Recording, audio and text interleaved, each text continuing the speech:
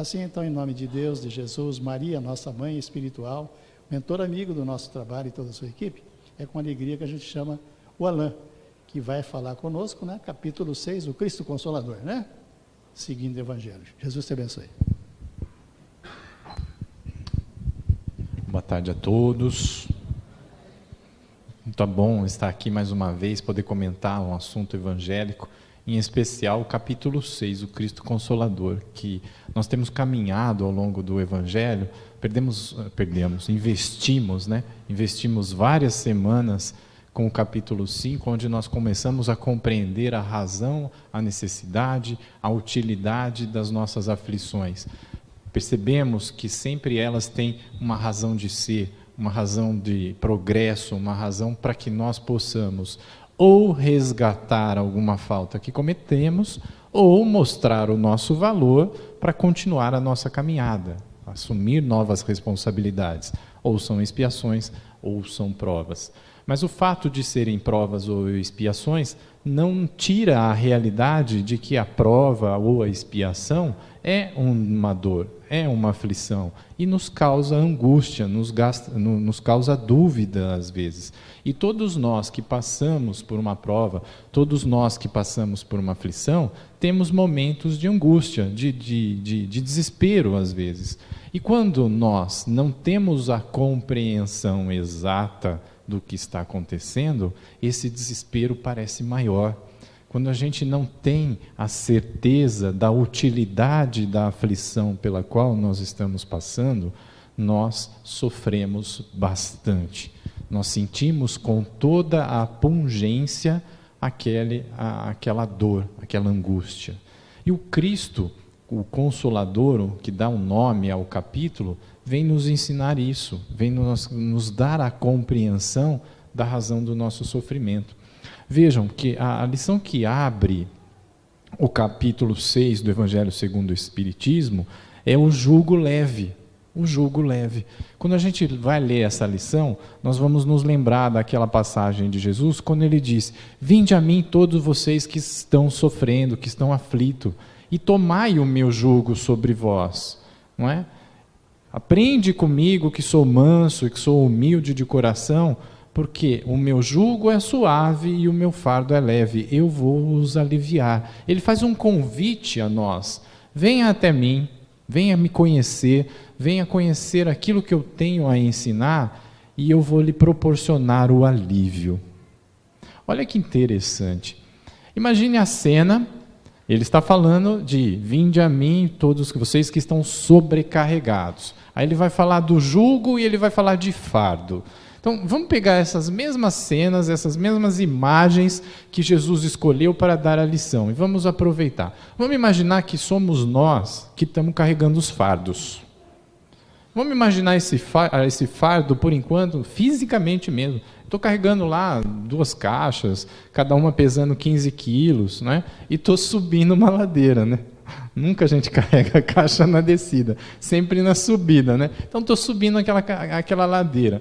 Olha o convite, vamos prestar atenção no convite que Jesus faz para nós. Vem até mim e toma o meu jugo.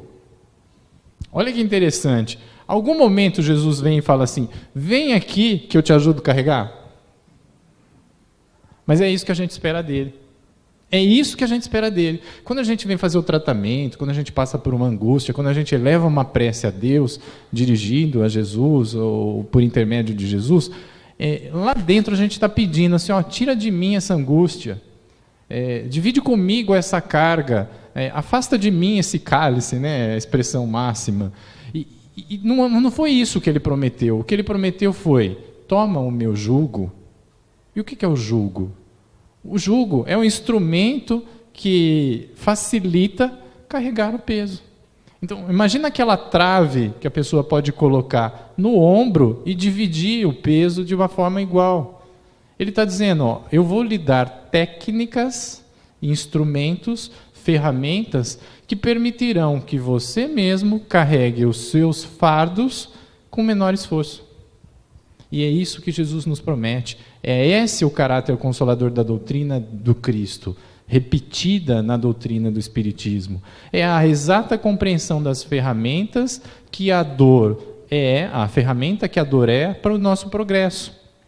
Quando nós aprendemos a transportar os nossos fardos, nós temos um proveito, nós economizamos energia. E essa é a proposta do Cristo. Venha comigo que eu vou ensiná-los a passar por este momento de angústia. Eu não vou passar esse momento de angústia por vocês, mas com vocês. Essa é a diferença. Nós estamos, às vezes, buscando o Cristo como o substituto, aquele que vai passar a dor por mim. E não é isso. Nós não podemos terceirizar dor. Nós precisamos compartilhar, estar com Ele, obter dele as forças que nos auxiliem a passar por este momento de experiência, porque é na dor que nós aprendemos, que nós temos um salto de qualidade. Naquele momento de maior angústia, quando nós estamos passando por problemas, nós desenvolvemos as nossas habilidades, criatividade, inteligência e progredimos. Essa é a proposta. E qual que é essa trave? Qual é esse jugo que o Cristo nos dá de ferramenta? É a lei de amor que Ele nos ensina. Quando o Cristo nos ensinou sobre a imortalidade da alma, quando Cristo nos ensinou que o reino dele não era deste mundo, quando Cristo nos ensinou que era amando o nosso maior mandamento, aquele mandamento que nós temos que respeitar, Ele nos deu o jugo.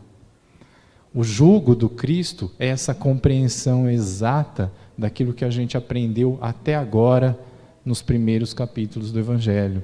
Quando a gente aprendeu que o reino do Cristo não é deste mundo, Ele está nos ensinando: não busquem a felicidade neste mundo, porque ele é transitório.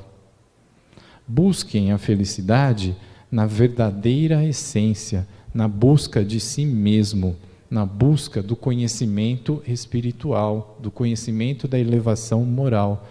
Invistam o seu tempo, a sua inteligência, o seu esforço na conquista de tesouros perenes que duram para sempre e que não acabam na matéria, não acabam na vida física. Isso Ele nos ensina quando Ele diz que o reino dele não é deste mundo. Quando Ele nos ensina que o maior mandamento... Gente, vem para cá que tem bastante cadeira aqui, não fica em pé não. Quando Ele ensina para a gente que o mandamento maior é o mandamento da lei do amor, Ele está nos dando ferramentas que vão nos proporcionar o desenvolvimento de habilidades muito interessantes. Do que nós estamos falando agora? Todos nós tivemos em algum momento da nossa existência, da nossa experiência física, momentos em que a gente ajudou alguém. Serenamente a gente pode afirmar que todos aqui, em algum momento, ajudou alguém. Seja por compromisso, seja por aquela vontade imediata que surgiu, seja alguém conhecido ou seja um perfeito estranho, mas naquele instante você sabe que você ajudou. E eu tenho absoluta convicção do que eu vou falar agora. Naquele instante em que nós estávamos ajudando aquela pessoa, não havia nada que nos interessasse mais se não ajudar. E a sensação que nós tivemos enquanto estávamos fazendo aquilo, era uma sensação indescritível, de pura alegria, de pura felicidade. Naqueles instantes em que a gente está ajudando alguém, a gente sente que está fazendo a coisa certa. E lá você não tem preço por aquilo que você faz. Aquela sensação é tão agradável que você se sente completo naquele instante. Ora, vamos multiplicar isso pelo tempo. Vamos multiplicar isso pelos anos. Quando Cristo nos propõe, olha, ama a criatura, ama o seu irmão, ama o seu próximo, Ele está nos dando uma receita de bolo, gente. Está nos dando uma receita de bolo. Ele está falando, aquele que consegue se olhar sem o interesse próprio, aquele que consegue investir no outro um tempo dele, aquele que abre mão do seu aparente conforto e busca ajudar o outro, ele tem de imediato, a sensação da recompensa. Se ele fizer isso constantemente, essa sensação perdura, essa sensação se renova. Gente, não existe mal físico que resista à sensação de que alguém está constantemente auxiliando o outro. Aquele que está padecendo por dor, e eu vou fazer agora quase um desafio. Se alguém aqui está fazendo um tratamento médico porque, olha, eu sofro de fortes enxaquecas, eu vou fazer um convite. Dedique a maior parte do seu tempo a fazer o bem para uma pessoa. Se você gosta de criança, vá no orfanato. Se você gosta de conversar, vá no asilo. Se você tem uma facilidade ou não tem nenhum problema de ter contato com pessoas doentes, vá a um hospital. Use o seu tempo livre, não só o livre, mas aquele que você achava que estava comprometido com outros afazeres, para fazer essas experiências. E me conta a experiência, se você vai estar com enxaqueca naquele momento que você está conversando no asilo. Me fala se no instante que você estava no hospital, a sua cabeça estava doendo. Me fala se no momento em que você estava lá na creche, no orfanato, você sentiu um incômodo. Não sentiu. Porque a sensação do dever cumprido, a sensação de fazer o bem é o maior bálsamo, é o maior consolo que o Cristo nos promete. É o jugo que Ele nos prometeu. É o jugo que Ele nos oferece constantemente.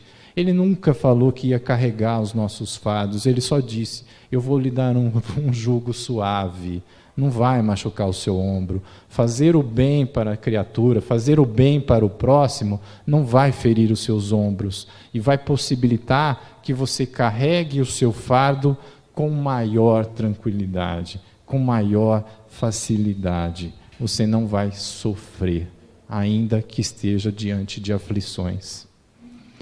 Se a gente pegar a experiência de Paulo de Tarso, a gente vai entender um pouco mais disso que ele falou. Eu sei que aqui muitos já leram a obra Paulo e Estevão. Tenho essa perfeita noção de que muitos já leram e a maioria que não leu ainda vai ler ainda nessa encarnação, porque é um requisito para a felicidade, tá bom? Naquela obra, logo no começo dela, o maior desafio, a maior dúvida, a maior angústia que o jovem Saulo, né, até então Saulo, carrega, ele não consegue entender como que os cristãos, como que aqueles que seguem a doutrina daquele que ele chamava do carpinteiro ignorante, Jesus, ele não consegue entender como eles têm tanta paz. E ele, mestre, fariseu, doutor da lei, que sabia tudo das escrituras de Moisés, sabia tudo das regras, não conseguia encontrar. Ele não tinha respostas, ele não tinha o esclarecimento e não encontrava paz interior.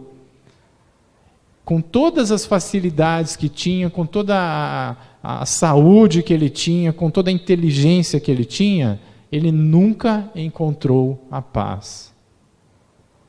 Mas ele via que aqueles doentes que estavam lá na casa do caminho sendo tratados, que aqueles senhores do caminho que estavam lá socorrendo aquelas criaturas em frangalhos físicos, tinham a serenidade no olhar.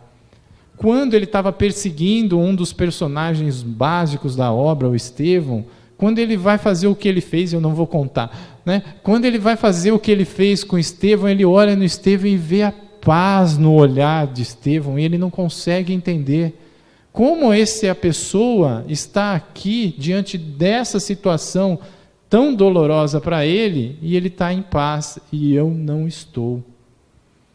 Ele faz cogitações, ele pensa assim, só pode ser uma coisa, essas pessoas são tão ignorantes que elas não se deram conta do problema que elas vivem, então é por isso que elas estão em paz.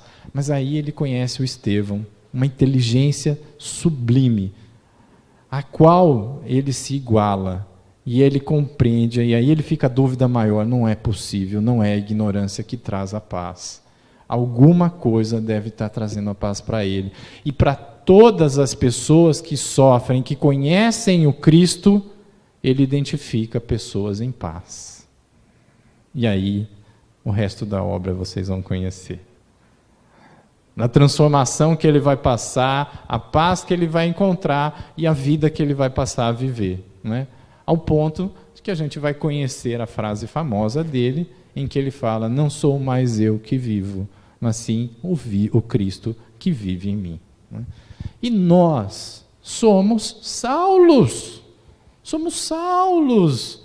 Ainda estamos aqui exercendo a nossa vaidade, a nossa teimosia, lutando com os nossos problemas, lutando com os nossos desafios, em vez de aprender com eles. Os desafios, a gente viu no capítulo 5 do Evangelho, servem para nos orientar, servem para nos colocar no caminho, servem para nos reconduzir à marcha que nos conduz ao Pai.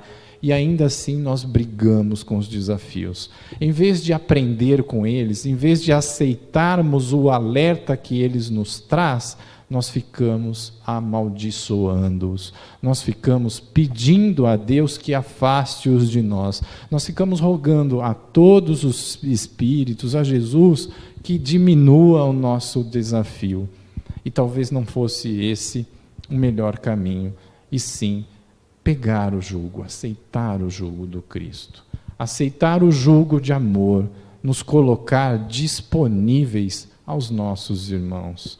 Todos nós temos condições de oferecer um ombro, um ouvido, uma palavra a quem está em sofrimento, a quem, como nós, também passa por padecimentos. E naquele instante, nós vamos estar aceitando o jugo do Cristo, porque vamos estar dedicando um pouquinho de nós ao nosso próximo. Isso é amar, essa é a lei do amor. É assim que nós nos aproximamos do Cristo, quando nós repetimos o seu gesto incansável de doação, porque o Cristo foi doação incansável por todos nós e constantemente é. Uma boa tarde a todos e até uma próxima.